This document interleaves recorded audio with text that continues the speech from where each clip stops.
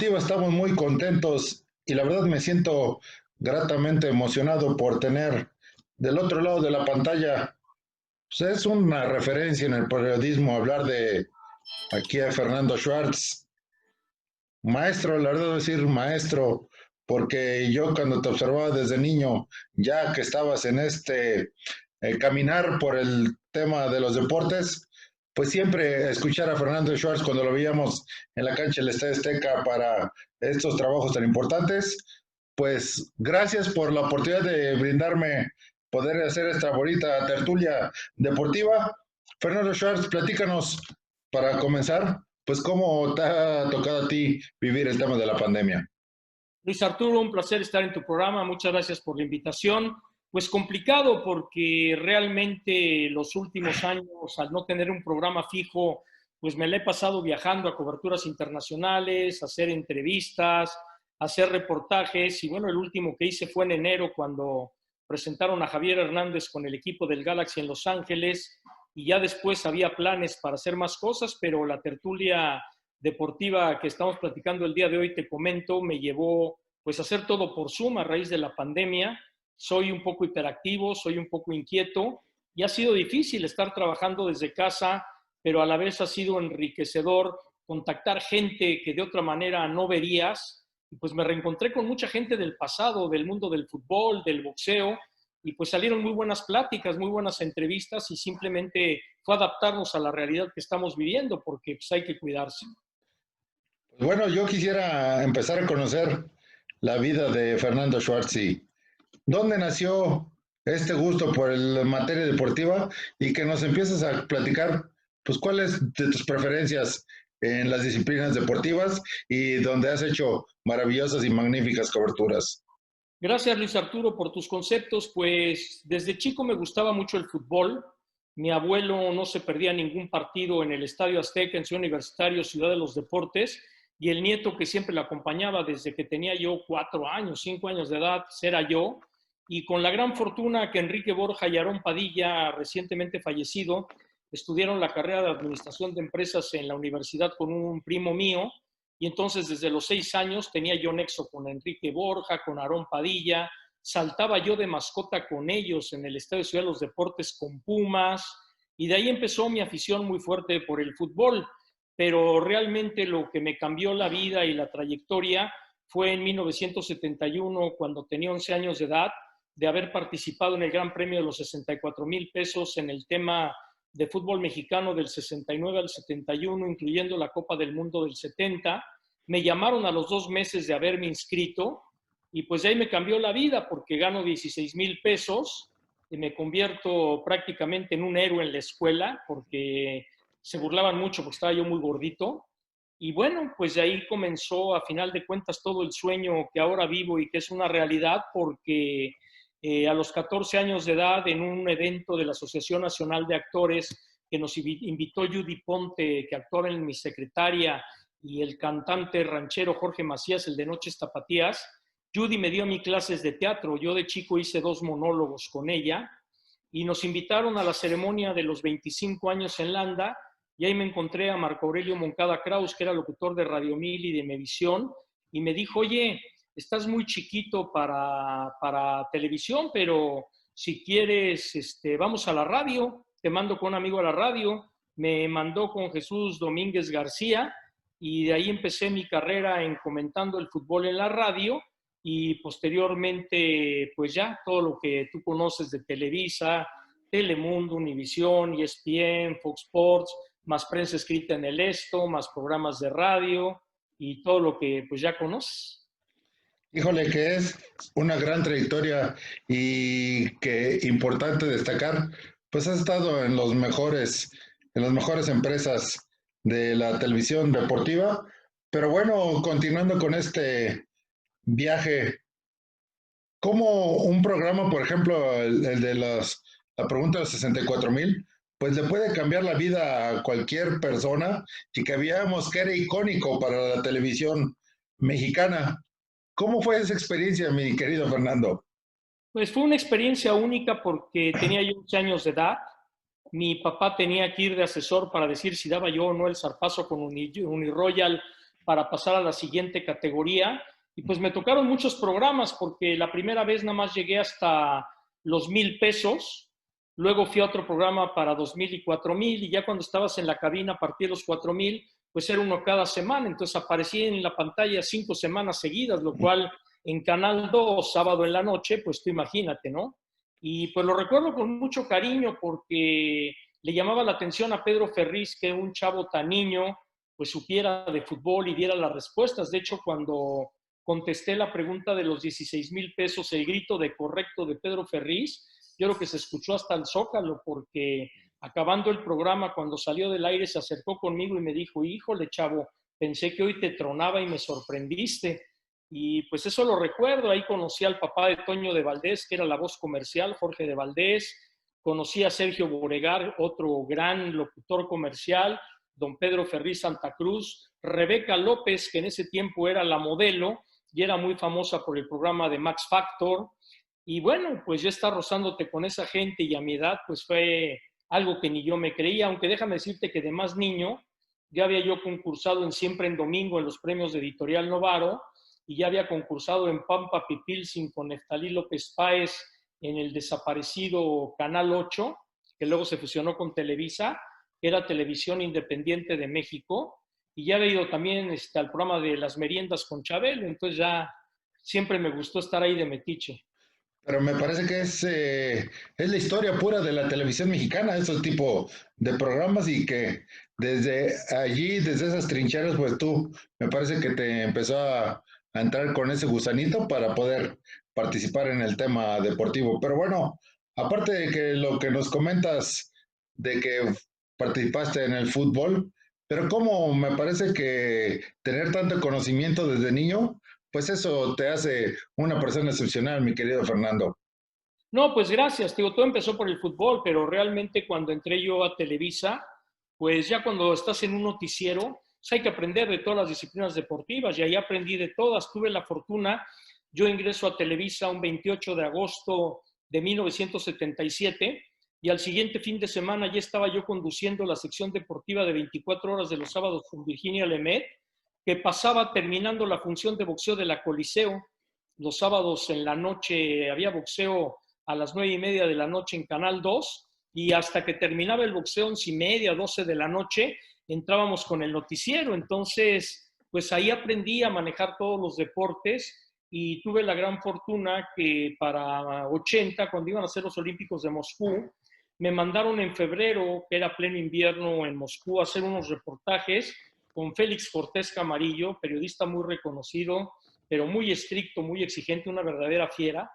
Viajé con él, y yo creo que por ese viaje previo que hice a los Olímpicos, cuando Televisa decidió no transmitir los Olímpicos por la invasión soviética a Afganistán, me mandaron con Guillermo Ortega Ruiz nada más a la cobertura noticiosa, con la gran suerte que estando en Moscú y a 24 horas de la inauguración, el señor Azcárraga cambió de opinión. Siempre sí transmitimos los juegos, y como ya no pudieron mandar más gente, pues entre Ortega y yo, más el apoyo de México, nos chutamos los 16 días olímpicos, y de ahí prácticamente fue el despegue de mi carrera.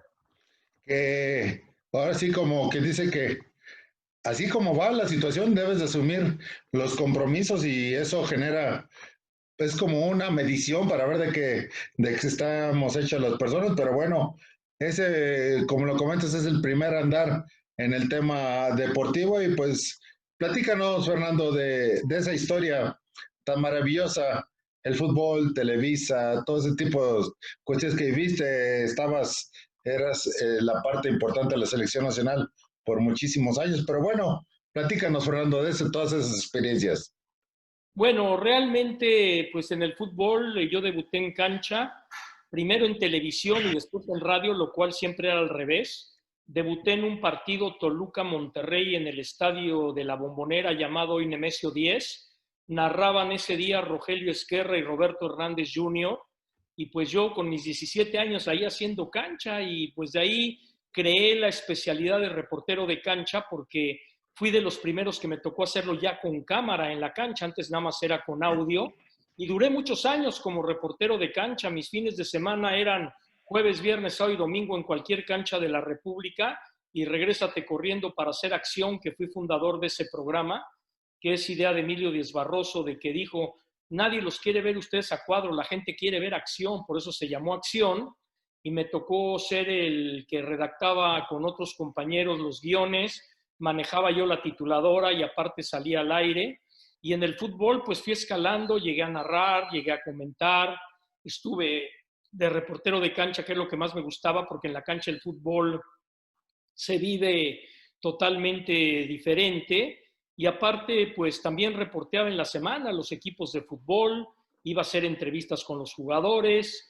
Y pues a final de cuentas, toda esa situación de vernos en el estadio, vernos en el entrenamiento, vernos en todos lados, pues hizo que hubiera un acercamiento con gran parte de los futbolistas. Yo entraba a un vestidor por la alineación y me atacaban a balonazos o me bromeaban o se ponían ahí a jugar y los árbitros luego me dejaban entrar a su vestidor a copiar la alineación cuando el técnico no me la quería dar. O sea, fueron cosas muy diferentes a como se vive ahora, que todo ya es más limitado en los accesos y cuyas reglas han cambiado de que todo tiene que estar una hora antes. Incluso en esa etapa, cuando estuve yo en la radio antes de entrar a Televisa, yo hacía los boletines de prensa en el Estadio Azteca. Teodoro Cano me metió con Jaime de Aro y yo hacía los boletines, preparaba la estadística en casa entre semana y los días de partido bajaba yo para alineaciones, las mecanografiaba, las fotocopiaba y al palco. Entonces ahí agarré mucha experiencia. Entonces, pues ahora sí que toda mi vida fue mi oficina a los estadios de fútbol.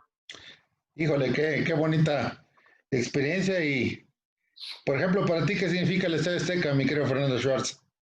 El Estadio Azteca maravilloso, un estadio que cuando tiene en aquel tiempo la capacidad de 120,000 espectadores y rugía, no te la acababas estando ahí abajo, un ruido impresionante, ensordecedor, realmente impactaba estar en la cancha cuando el Estadio Azteca estaba lleno y daba tristeza cuando estaba vacío por el eco que se escuchaba, pero no, grandes experiencias. Yo creo que una de las mejores fue que me tocó estar de reportero de cancha la única vez que América y Chivas jugaron la final en 83-84 y luego me tocó la cobertura en el vestidor del América y fue algo impresionante. Y también en el Azteca me tocó ver la final Argentina-Alemania entre las dos bancas, porque me tenían ahí, siendo México el anfitrión, pues me colaron como entre los técnicos ahí entre las dos bancas para hacer las entrevistas al final del partido con el equipo campeón. Misma situación que después repetí en Italia 90 y también repetí en Estados Unidos 94, donde la FIFA ya se había dado cuenta que hacíamos mucha trampa, pues les hicimos otra más porque me dieron un curso de camarógrafo y yo manejé la cámara de las repeticiones detrás de la portería de Televisa. También es parte del conocimiento y de las astucias para poder seguir con la continuidad del trabajo. Y pues bueno, estamos hablando de fútbol, pero ahora también platícanos de otros deportes. Bueno, el boxeo, mucha gente aquí no me identifica con el boxeo, pero yo narré muchos años boxeo en los Estados Unidos y aparte cubrí muchas cosas del boxeo. Por ejemplo, me tocó la mala fortuna de ser el primero en enterarme del accidente de Sal Sánchez cuando estrelló su Porsche en la carretera Querétaro-San Luis, porque yo cubría los entrenamientos de Sal Sánchez con don Cristóbal Rosas ahí en el Margarita. Yo iba a los entrenamientos personalmente y me hice muy amigo de Juan José Torres Landa, que era su apoderado, y yo vivía en aquel entonces en casa de mis padres y Juan José Torres Landa me habló a las 5:15 de la mañana para avisarme que Sal había fallecido en un accidente. Fui el primero que tuve la noticia. Me tocó trabajar mucho con el Cuyo Hernández, con Lupe Sánchez, con el recién fallecido Lupe Serrano. Cubría yo los entrenamientos de Lupe Pintor, de Alfonso Zamora, de Carlos Zárate, con Don Nacho Beristain, antes de que tuviera el gimnasio de la Romanza también, mucho tiempo estuve cubriendo sus boxeadores y me encantaba cubrir el boxeo, incluso me tocó hacer un reportaje también de cómo vivía de indigente el Pajarito Moreno, ahí afuera de aquellos gimnasios que habían en Salto del Agua, muy tradicionales, que abajo había una peluquería, y ahí me tocó también cubrir cualquier cantidad de cosas y además me tocó ir a peleas de campeonato mundial con asidua continuidad, sobre todo cubriendo muy de cerca la carrera del más grande, de Julio César Chávez. Me tocaron cualquier cantidad de peleas y aparte iba a cubrir a sus campos de entrenamiento. Estuve con él en Breckenridge, en Colorado, estuve con él en Culiacán, con Oscar de la Hoya en Big Bear, luego en Las Vegas. Entonces, el boxeo es algo que me gusta y me apasiona, aunque la gente me identifica más con el fútbol. Con el fútbol y también platícanos de las coberturas de los eventos especiales como son Juegos Olímpicos y Mundiales y ese tipo de cuestiones que eres un periodista completísimo en todos los deportes y eso es de admirarse. No, te agradezco tus palabras, Luis. Lo que pasa es que los Olímpicos les tengo mucho cariño por lo que pasó en Moscú 80 y pues de ahí me especialicé en cobertura de Olímpicos. Hoy contaba yo en la radio hace rato de que me decían, oye, es que es inolvidable tu narración de lo de Ernesto Canto, que le escuchamos ahora que falleció.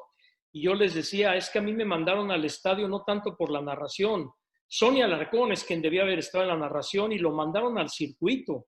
Y Sonia estaba enojadísimo y con toda la razón, con los años de experiencia y demás, pero la neta es que a mí me mandaron al estadio porque sabían que terminando la narración me iba yo a bajar a pelear la entrevista a muerte para ganársela a los de TV Azteca. Y sí, gané la de él y gané la de Raúl González, por eso me mandaron al estadio, no por mi bonita voz, esa es la verdad.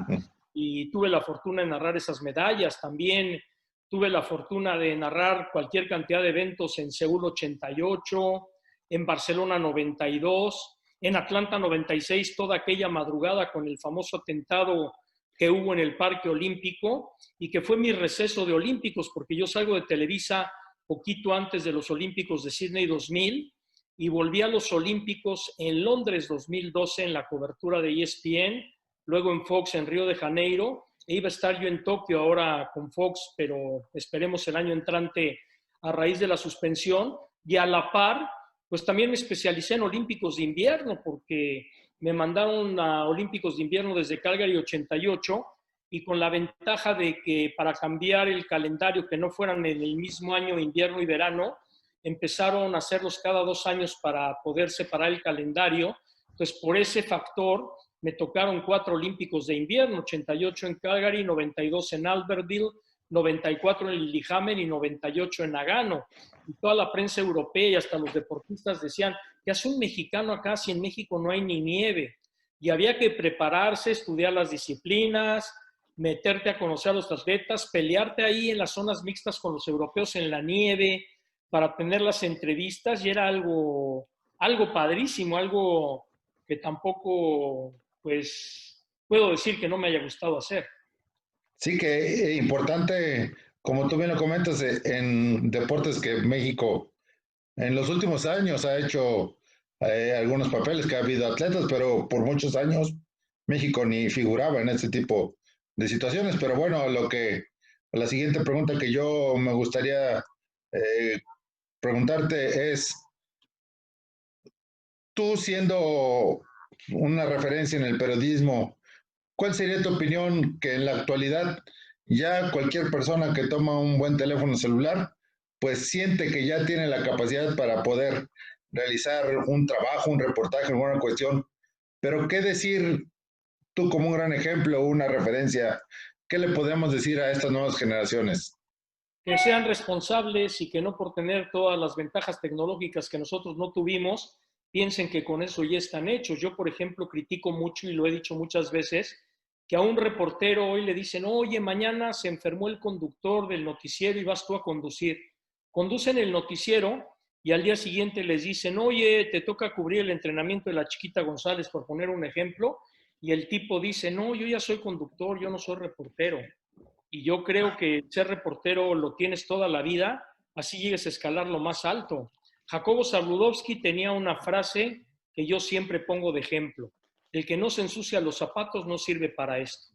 Es decir, que el que no está en la calle y no está en búsqueda de la noticia, de la entrevista, del acontecimiento, pues no sirve para esto. Y a final de cuentas, si tú eres conductor y te vuelves muy importante, con mayor razón tienes que seguir siendo reportero, porque el tener esa dualidad le da más brillantez a tu conducción porque estás hablando con conocimiento de causa y algo que viste. Por ejemplo, ahora en el fútbol, programas de crítica en donde revientan a los futbolistas, pero yo me pregunto, ¿cuándo le van a dar la cara a los futbolistas en un entrenamiento? ¿Cuándo descuelgan un teléfono para hablar con el futbolista?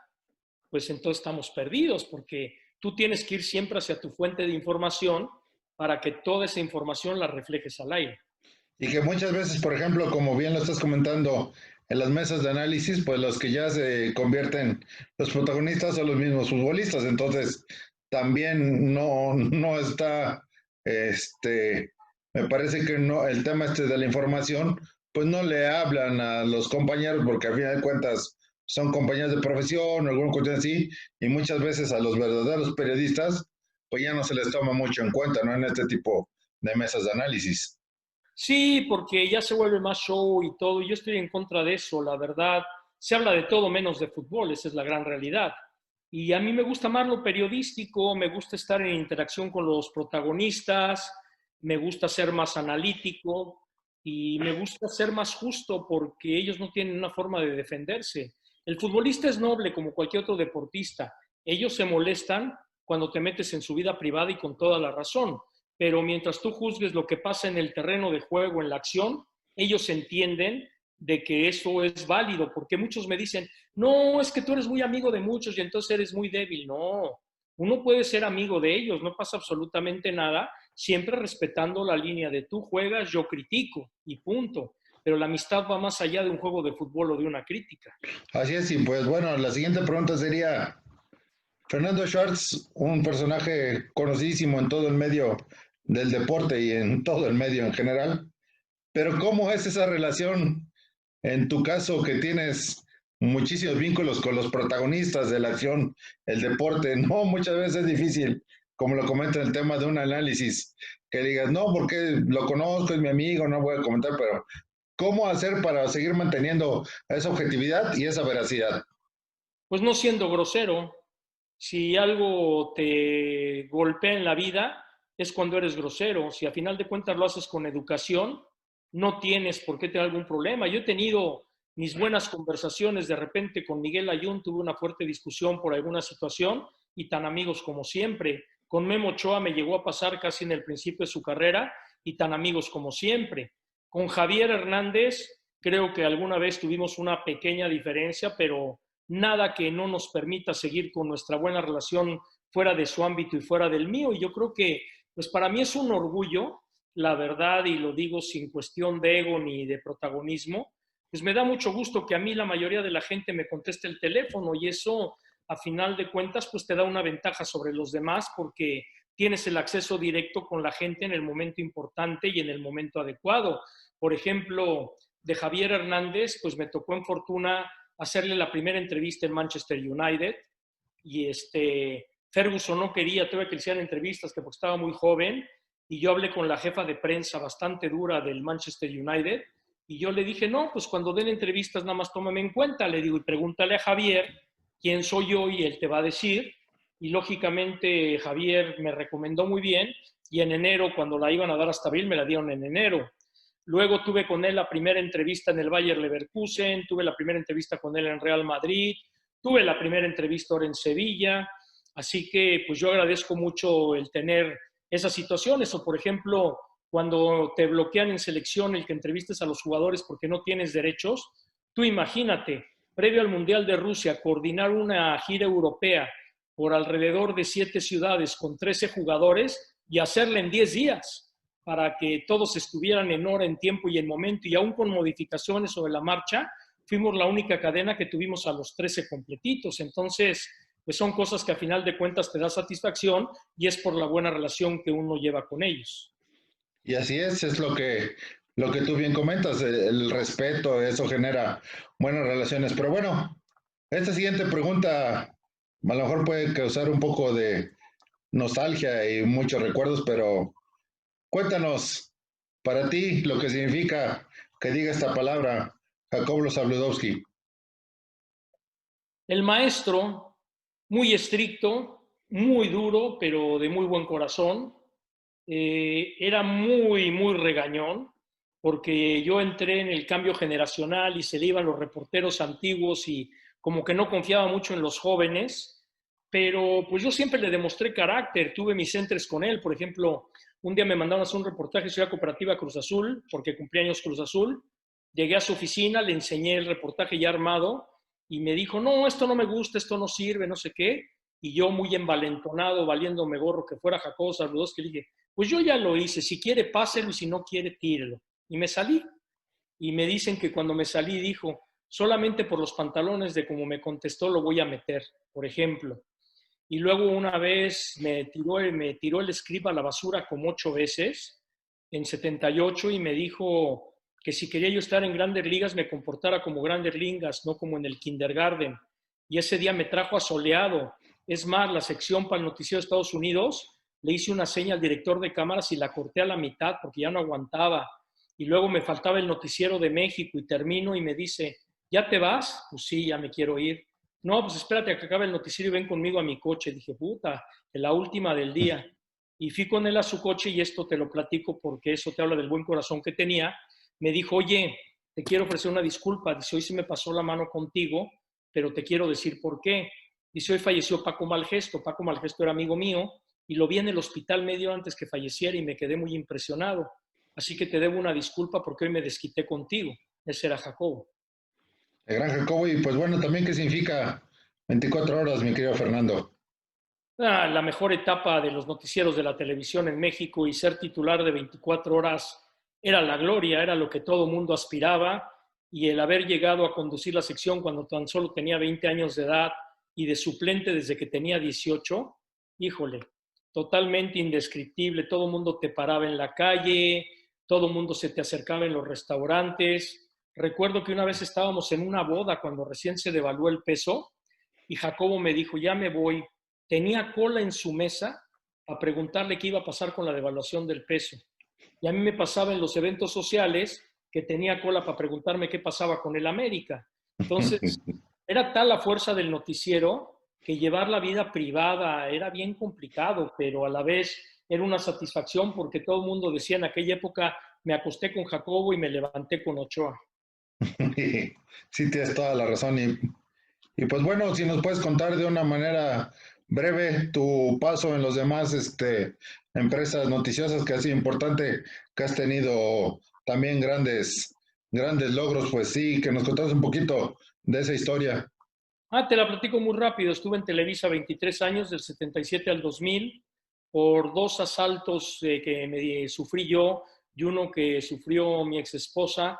Decidimos mudarnos a Estados Unidos a probar suerte. Ya tenía yo una oferta de Telemundo. Difícil en Estados Unidos porque llega alguien con el conocimiento del fútbol mexicano y el sudamericano se siente golpeado porque ellos llegaron primero que nosotros. Y salí de Telemundo en el 2000, me quedé un poco a la deriva, me convertí en vocero de Jarritos para un torneo de fútbol a nivel nacional, trabajé con ellos 9 años y en ese inter entré a Univisión a través de Galavisión en el 2004, estuve hasta el 2009, del 2009 al 2014 estuve en ESPN, cuando salgo de ESPN estuve freelanceando para Fox Deportes en Los Ángeles y luego me llamaron de Fox Sports México donde ya cumplo 6 años. Híjole, qué importante. Y pues ahorita en la actualidad vemos ese minuto crítico que es muy importante porque le das la variedad a todos los temas y eso, tu voz pues genera muchísimas referencias y eso hace que sigamos observándote en las pantallas. Pero bueno, Fernando, a lo que venimos, cuéntanos de esto que acabas de realizar, el tema de tu libro con tantas anécdotas y cómo empezaste a desarrollar. Me impresiona tantas fotografías. ¿Cómo lo hiciste? Si se supone que tú estabas trabajando.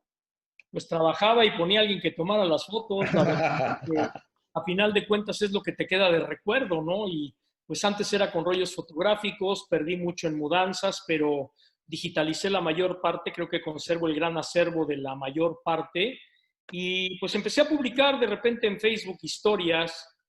Hace 3 años pasó esto, hace 20 años pasó aquello, a la gente le empezó a gustar y entonces de ahí surgió la idea de hacer el libro de las fotoanécdotas porque muchas de las gentes en Facebook me decían, oye, ¿por qué no haces un libro? ¿Y por qué no haces un libro? Y yo renuente a no hacerlo porque no me gusta figurar en primera persona y la verdad es una egoteca lo que presenté el día de hoy, es la neta. Pero pues, es una historia alrededor de la vida de los personajes que han hecho historia y que lo que quiero es compartir con la gente la fortuna que tuve de en tanto tiempo conocer a tantas figuras, porque poca gente en el mundo puede jactarse de haber estado con Pelé, con Mohamed Ali, con Maradona, con Mike Tyson, con Niki Lauda, con Alan Prost, con Jackie Stewart, con Floyd Patterson, con Tom La Sorda, con Fernando Valenzuela, con Nolan Ryan, el señor de los ponches. O sea, pues muy afortunado de conocer tanta gente, como a la vez gente como el Papa Juan Pablo II, que para mí ha sido uno de los capítulos más impresionantes en mi vida por lo que el hombre reflejaba, transpiraba y transmitía. Nelson Mandela, el líder del apartheid, haber cenado en la ONU con Farrah Fawcett, Mohamed Ali, Ryan O'Neal y cualquier cantidad de campeones del mundo, más Dustin Hoffman y demás.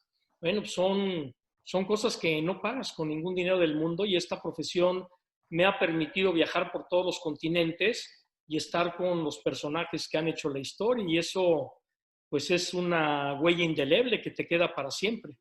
Sí, una huella que también te deja marcado para toda la vida por estas experiencias y anécdotas que vas desarrollando durante tu vida. Pero bueno, ¿cómo se fue desarrollando? ¿Cómo, por ejemplo, cuéntanos tu primer foto o de la primera foto que tienes de este libro?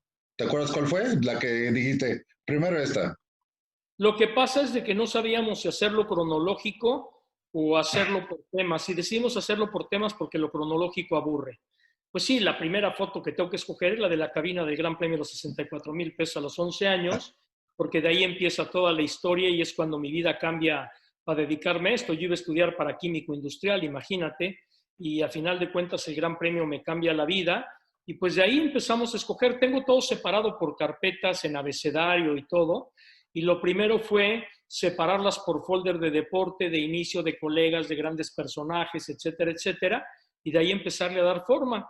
Todavía antes de subirlo el día de ayer ya a Amazon para la venta, todavía hace 3 semanas me encontré unas fotos que ni por acá me acordaba yo que tenía en papel, y las incluimos, como la del virrey Carlos Bianchi, por ejemplo, que es un personajazo. La de Vicente del Bosque, que me da una entrevista horas antes de la final que jugaron contra Holanda y en el Mundial de Sudáfrica, Sudáfrica.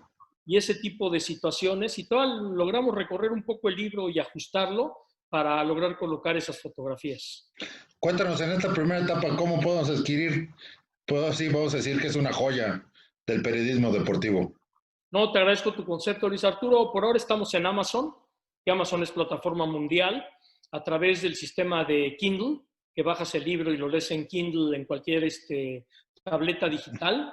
Y ya estamos por subirlo a Gandhi, a Barnes & Noble, también está en la página de editorial Rodrigo Porrúa, y nos vamos a ir a más plataformas digitales, a Apple y demás, para tratar de expandirlo lo más que se pueda, pero al día de hoy en República Mexicana ya está en 200 pesos y en el extranjero $9.90. Hay que hacer un llamado aquí a todas las personas del estado de Morelos, que tienes muchísimos seguidores, para que puedan obtener esa gran obra de fotografías impresionante, donde están las leyendas no solamente del deporte, sino de todos los ámbitos que has participado durante tu carrera. Y cuéntanos anécdotas de algunas fotos para que la gente pues conozca un poco esta gran historia, porque vemos, por ejemplo, ahorita recientemente el fallecimiento de Maradona, que lo vimos, que tienes una foto impresionante de él. Sí, bueno, lo de Maradona fue Jacobo que me dijo, oye niño, hoy llega Maradona, ve al aeropuerto por él y si regresas sin él, mejor no regreses. Un poco presionado el asunto. Y pues me fui al aeropuerto, la voy a contar más breve, logré convencer a Diego preguntándole qué edad tienes tú, me dijo 22. Yo le dije yo también, y así como tú quieres triunfar en la cancha, yo quiero triunfar en lo mío. Si no vienes, me van a despedir. Lo sensibilicé, me dijo, ¿dónde está el auto? Vamos. Y en el camino me dijo, me debes una, me la tienes que pagar. Y yo le dije, lo que tú me digas, yo te la pago. Y empezó, quiero conocer a Mariana, Mariana, Mariana. Y yo le dije, es que en México hay miles de Marianas. Y finalmente me dijo, no, la de los ricos también lloran, Verónica Castro. Le hablé a Verónica y Verónica al día siguiente fue a dar la patada inicial del partido América Boca Juniors. Y ahora que recién falleció Diego, es impresionante. Me han hablado de cualquier cantidad de programas de espectáculos para escuchar cómo Maradona y Verónica Castro se conocieron. Por ejemplo, tengo fotografías con Johan Cruyff, que me tocó trabajar con él. Él lo contrató Televisa en el 98 y parecía que era muy fiero de carácter, pero era simpaticísimo. Me decía, por hoy tú eres mi jefe, voy a donde me digas. Así me decía Johan. con Pelé sentándome a practicar de portugués a español las cápsulas de las historias de los mundiales que él grabó para España 82, o entrevistando a Henry Kissinger cuando se peleó el mundial que Colombia rechazó en el 86, ahí en Estocolmo en 83. A Kissinger lo entrevisté previo a que México ganara la sede de ese mundial. Y así muchísimas, ¿no? Por ejemplo, Chávez un día me citó en Breckenridge, en Colorado, a correr a las 6 de la mañana y salió a la 1 de la tarde. Oscar de la Hoya, fui a Big Bear y le dije, oye, tengo que ir a ver a Las Vegas a Bob Arum, ¿podrías correr más temprano para bajarme de la montaña y viajar a Las Vegas? Y Oscar me dijo, ¿a qué hora quieres que salga? Dije, 3:30 de la mañana para que alcance yo a irme. 3:30 en punto, Oscar estaba afuera corriendo en Big Bear. O sea, muchas de esas cosas. O luego, por ejemplo, Mohamed Ali, que estuve con él todo el día cuando lo llevamos al estudio de 24 horas, todo el tiempo se la pasaba golpeándome con una pluma en los zapatos y se hacía el que Dios lo oía, y porque era tan rápido que te pegaban el zapato y volteabas a ver quién era y resulta que había sido él, o te venía haciendo así en las orejas como si fuera una oreja y ni cuenta te dabas, o Mike Tyson que casi me estrangula en el María Isabel por andar bromeando. O sea, muchas vivencias, la verdad. ¿Y qué son las satisfacciones? Y podrías decirnos, pues, ¿cuál fue ahora sí que de las últimas fotos que plasmaste ahí en esta obra? Pues las más recientes, las de Qatar del año pasado, que fue impresionante porque Qatar, queriendo promocionar su mundial, aprovechando el mundial de clubes y con la relación que tengo con el CEO de Qatar de 2022, pues tienen muchas diferencias conmigo. Y ahí en la relación con la FIFA fue impresionante porque en 10 días tuve a Michael Lowell, aquel que jugó en Liverpool y Real Madrid, tuve a Santiago Solari, que jugó en México y dirigió a Real Madrid, estuve con Bebeto, con Yaya Touré, con Iker Casillas, con Ronald de Boer, con Mauricio Pochettino, con Cristian Carembó, y todo eso te estoy hablando en un lapso de 10 días, esa calidad de entrevistas. Gianni Infantino, el presidente de FIFA, Arsene Wenger, el hombre que llevó invicto al Arsenal a ganar la Premier, pues imagínate lo que fue para mí en 10 días tener a todos esos personajes. Impresionante. Y pues bueno, Fernando, también habrá que mencionar cómo les puede tener todo ese tipo de entrevistas. Yo sé que es el trabajo y la dedicación y la referencia por el nombre, pero cuando te empiezas a dar cuenta de que la calidad de entrevistas o los personajes que empiezas a tener, no, no empezaste a decir una responsabilidad importante para poder seguir manteniendo esa calidad en el trabajo. No, claro que es una responsabilidad. Aparte, aprendí en el tiempo que viví en Estados Unidos, aprendí inglés, porque anteriormente mi pensamiento cuando entrevistaba era pensar en español, traducir al inglés y te haces un camote terrible. Y ahora el tener el inglés fluido para entrevistar a personajes mundiales en inglés, que te entiendan tu pronunciación y que tengas un diálogo fluido con ellos es algo maravilloso. En Lima en 2019 tuve una entrevista de 25 minutos con Thomas Bach, el presidente del Comité Olímpico Internacional, y fue extraordinario porque al momento en el cual dialogas ya en un mismo idioma, pues te entiendes muy bien. O tuve la oportunidad de volver a entrevistar a Carol Lewis, un hombre histórico en el olimpismo que estuvo también ahí en Lima, y también me senté con él en inglés a hacer una amplia entrevista y eso está padrísimo. Es importante que el idioma abre o da apertura a este tipo de las fronteras. Pero bueno, ya para empezar a concluir este magnífico programa y nuevamente agradecer que estés del otro lado de la pantalla para poder conocer esta gran trayectoria, pues tu sentir del tema, cómo ves el deporte mexicano, y hablo en general de todas las disciplinas, porque observamos que estamos un poco en bypass y un poco de incertidumbres, porque algunas cuestiones están pues a la deriva. Pues como tú lo dices, está a la deriva. El deporte profesional, con todo y el efecto económico de la pandemia, sigue andando. El que me preocupa es el deporte olímpico, con el retiro de los apoyos gubernamentales a atletas que se han preparado durante años para cumplir el sueño olímpico, y me parece muy injusto que se les quite el apoyo, las becas y que no les den la importancia. Desafortunadamente en México nos acordamos del deportista olímpico cada 4 años y no le damos un seguimiento de centroamericanos, panamericanos, cómo califiquen el nacional, en el internacional, y son deportistas que merecen la misma atención que el profesional. Por ejemplo, ahora es brillante lo que hace esta chica Renata Sarasúa en el tenis y tampoco se le da mucha bola por ser un país netamente futbolero. Y yo pienso que hay más vida allá del fútbol. Hay que voltear a ver lo que hicieron Urias y González en la Serie Mundial con los Dodgers de Los Ángeles. A mí el Canelo no es santo de mi devoción ni me gusta cómo pelea, pero bueno, lo que ha logrado hacer en una carrera que ha llevado cuidándose de los grandes rivales, bueno, a final de cuentas ha logrado sus metas y sus objetivos. Checo Pérez, lo que ha hecho con un equipo que le volteó la cara y siendo el mejor del resto detrás de Red Bull y de Mercedes McLaren, pues a final de cuentas te habla de que el mexicano tiene capacidad para competir y que nosotros pues no debemos nada más fijarnos en el fútbol, deberíamos dar un apoyo masivo a todas las ramas deportivas, pero como el fútbol es lo que más vende, pues desafortunadamente desplaza todo lo demás. Así es, y pues bueno, aprovechando que estás en esta ocasión, pues quiero decirte para que sepas, me quiero Fernando, que un servidor propuso a Renato Sarasúa para llevarse el Premio Nacional de Deportes. Entonces, creo que estamos haciendo un trabajo importante y por supuesto tu nombre, tus referencias hace que pues poder motivar a un servidor para poder generar esto y influye para que las cosas que se hagan pues trasciendan. Entonces, me parece que si nosotros como periodistas podemos dar ese granito de arena a los atletas, me parece que eso también ayuda para dar un cambio, ¿no? No sé qué opinas sobre el tema. Ah, no, totalmente, totalmente. Nosotros somos quienes debemos darle difusión a los atletas, debemos darle pantalla, debemos darles voz, debemos darles prensa y darles un lugar para que a final de cuentas esto les sirva dentro de su carrera. Aparte, te voy a decir una cosa, cuando tú detectas a alguien desde joven, ese joven nunca se olvida de ti. Y la diferencia que yo tengo con Javier Hernández es porque cuando nadie lo pelaba a los 15 años de edad, yo ya estaba siguiéndolo y entonces a final de cuentas eso te crea una afinidad con el deportista. Así es, te crean afinidad de deportistas y eso genera también que se tenga veracidad y que estás en el día a día dando seguimiento a los atletas, que es importante y es parte del trabajo y la labor.